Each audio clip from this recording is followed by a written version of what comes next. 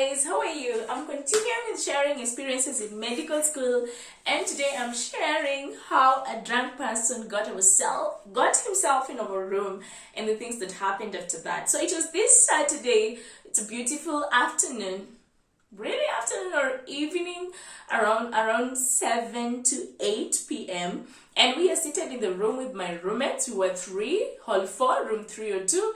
And then there was a fourth person who was a friend to one of my roommates. And while we were just there enjoying ourselves and chatting, making stories, watching movies, and then there was a knock on the door. One of my roommates went to open, and there was a drunk guy, and he identified himself. Should I say the name? No, I won't say the name. So there was a drunk guy at the door, and we thought it was just a fellow student. And so he said he is looking for someone in that room, and her name is Michelle. And we were like, we don't have Michelle in this room.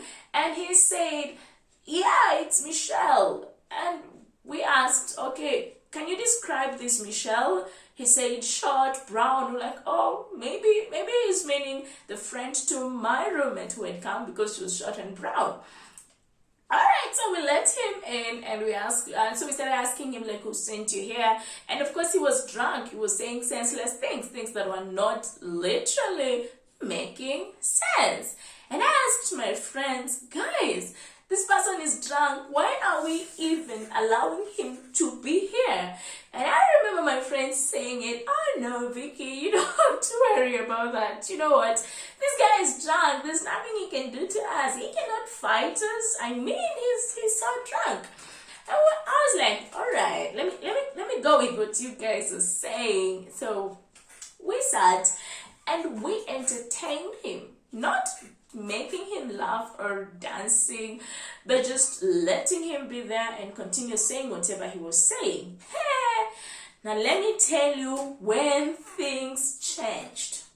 Suddenly this guy stood, and okay, we were still okay. He stood, and then he said in Swahili, nasikia kuchapa mtu, nasikia kuchapa mtu. That means I feel like kicking somebody here. My friend, we ran out of the room. We literally ran, and he kept saying, I feel like kicking somebody in here. And he literally stood and he wanted to kick somebody. And I was sleeping on a double decker, and the speed with which I jumped from that double decker, we ran, we left the room, we left him alone. So after running and leaving him alone, then we came back to our senses, and we are like, Kai, we left that guy in the room, and all of us had laptops. So there were 4 laptops in that room. And we were like, what if he goes with our laptops? What if he's going to jump through the window and just somehow steal our things? Then we started getting concerned. So we went and called some of our friends. I went and called some of my friends. My friends went and called some of their friends. And we went back to our room, 3rd floor, room 302. Remember, people, we had ran from 3rd floor, 2nd floor, 1st floor. So we went back with a few friends to our room. And we knocked the door. He didn't open. We knocked the door, he didn't open. So we decided to push the door. The door was locked. He had locked himself inside. Time is going. It's now about 10 p.m. and that was a girls' hostels. Men are not allowed in the ladies' hostels past 10 p.m. And we were like, what are we going to do? Because we need to go in and sleep, and we don't know what his plans are. We don't know if even he was just pretending to be drunk. Maybe he's not even drunk. Oh my goodness. So the only option for us was to go and call security. And you see, all along what we wanted to avoid was to go report the matter to the security, because we'll have to explain how it all started. We'll have to explain if we know this guy. And I wasn't sure if security was going to believe us when we say we literally don't know this guy. Now, we had to go to security.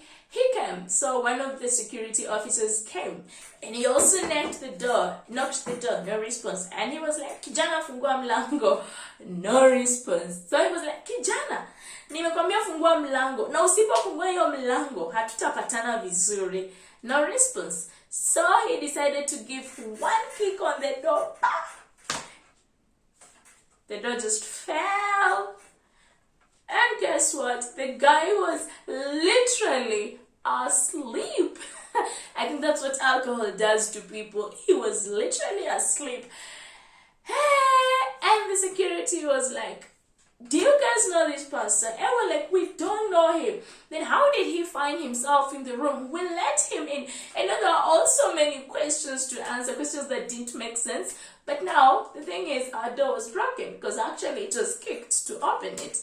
And the security took this guy and went to him. So we don't know what happened later with that guy.